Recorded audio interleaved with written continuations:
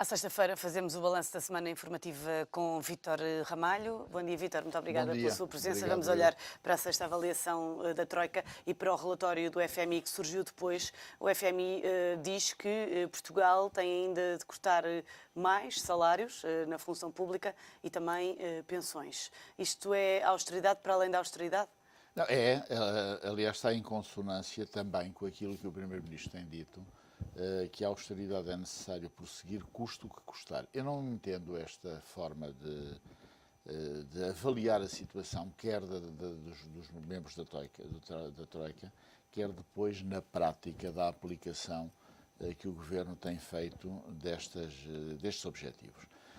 Há aqui uma questão de fundo que tem a ver com a circunstância de não se pôr em causa, como é evidente, a necessidade de haver, por razões de natureza orçamental e não só, constrangimentos de natureza económica que se repercutem sobre as pessoas também.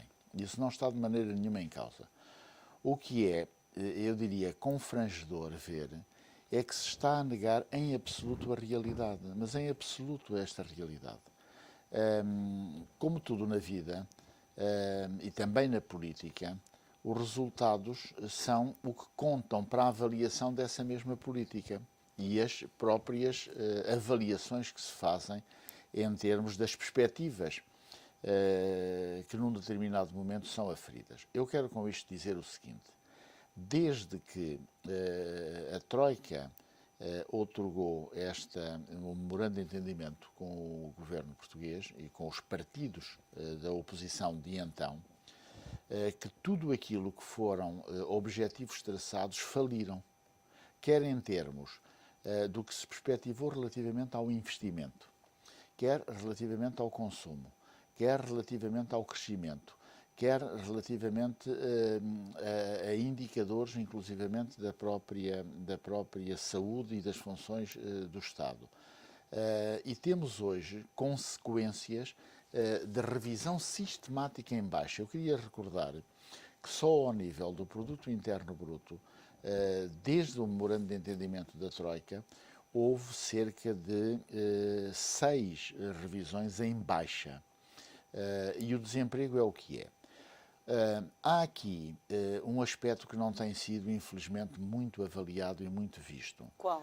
Que é o seguinte: na data em que o memorando de entendimento foi outorgado, a avaliação da situação real do país foi feita, nessa altura. E eu queria que tivéssemos todos presente que a seguir a isso é que houve eleições e não antes.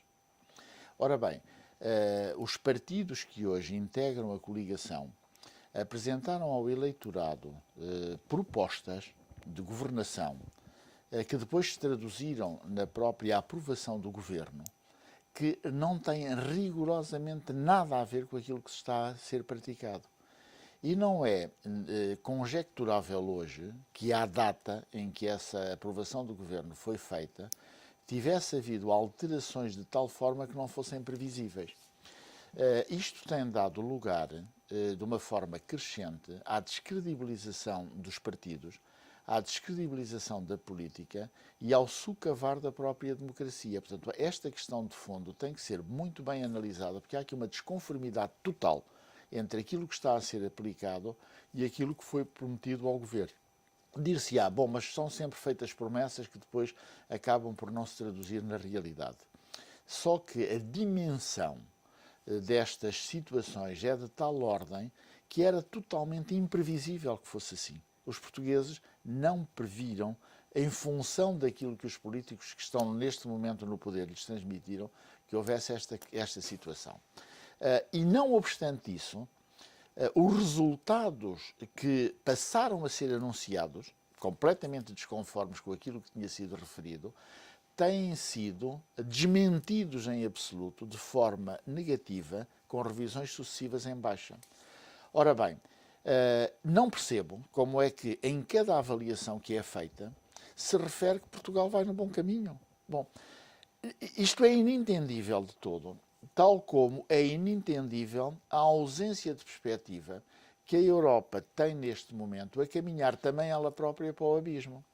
E pelos vistos também parece que a Europa não se entende, a É, avaliar pelo Conselho Europeu de ontem. exatamente, mas persiste num rumo que vai, obviamente, dar mau resultado se não for invertido. Nós temos que ter Mas como é que se inverte o caminho? Nós temos que ter presente que inicialmente surgiu este colapso com a Grécia, com a Irlanda, mais tarde com Portugal, depois com Chipre.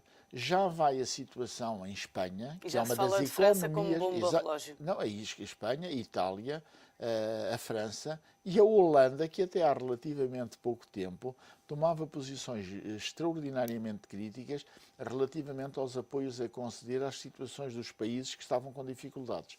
Como é que se inverte esta situação? Como é evidente, esta situação só pode ser invertida do ponto de vista político e encarando a realidade de frente. Nós vamos ter um orçamento agora que é votado no dia 27, que é completamente incumprível. Toda a gente o diz. Quer dizer, aquele orçamento que vai ser votado... Acha que só o Primeiro-Ministro e o Ministro das Finanças é que acreditam que este orçamento é execuível? Do que eu avalio das declarações públicas dos partidos e dos analistas, realmente parece que é assim. Porque é completamente inexecuível. Quer dizer, a circunstância de se aumentarem os impostos de uma maneira brutal, este é o termo, não vai significar que haja, como a experiência já demonstrou, aumento de receitas. Bom, como isso não ocorre, nós não estamos, nem vamos cumprir o déficit, como é sabido. Mas desta vez estamos a falar do aumento de impostos ao nível do IRS. E aí há garantidamente aumento de receitas, mesmo que não seja o que o governo pretende. Vamos ver, porque entretanto há também um crescendo do desemprego de uma forma brutal. Vamos ver. Isso é o que está para ser provado. Também ocorreu isso relativamente ao IVA e, como sabe, a expectativa... Mas no IVA não haveria essa garantia, porque houve a contração do consumo. Nem há relativamente...